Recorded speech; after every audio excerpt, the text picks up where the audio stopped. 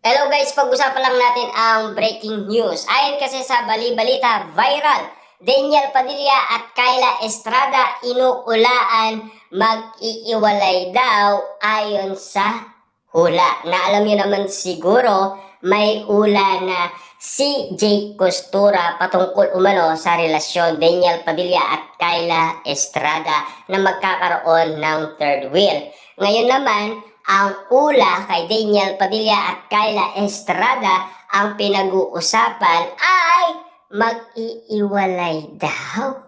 Or baka nga naman kasi titigil muna pansamantala ang tambalan nila.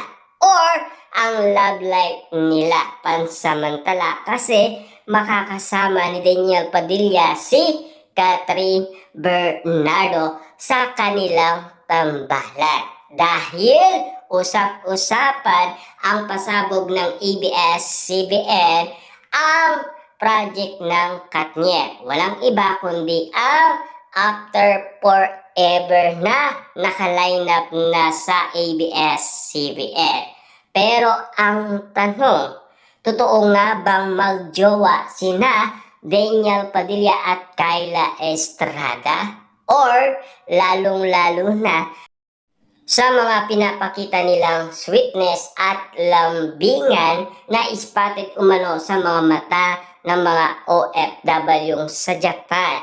At ang chismis at inala nila dahil sa mga kumakalat na issue sa pagiging magjowa ng dalawa ayon sa mga OFW, katotohanan daw ang nakikita nila at nababalitaan nila sa social media dahil sa mga binibigay nilang mga ayudang nakikita ng karamihan. Lalong-lalo na ang mga Dilulo fans ay napakasaya sa kanilang nakikita dahil sweet na sweet sina Daniel Padilla at Kyla Estrada sa Japan. Grabe ha!